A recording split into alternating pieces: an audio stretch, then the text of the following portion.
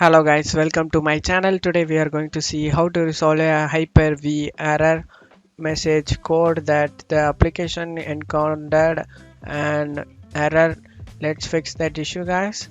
First thing, I will recommend you to actually restart your computer guys. Sometimes simply restart can fix the issue guys. For that, go to start button and select the restart button and restart it first. And if you're still having an issue, go to search menu and type services.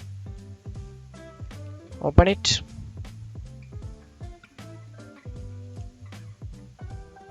Search for Hyper-V service guys.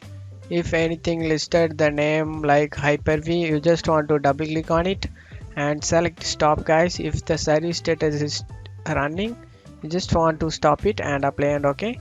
You just need to do it for every Hyper-V in here.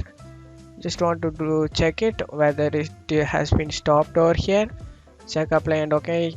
The same thing for everything named as Hyper-V in this list. After doing it, close out of here and right click on the taskbar and select task manager. And if you see anything named as Hyper-V manager, you just want to select it and select end task guys. Just want to select end task in here, and after doing it, attempt to run that command you were doing before. Hopefully your problem will be resolved. And that's it for today's video guys. Give me a like and subscribe. Thank you.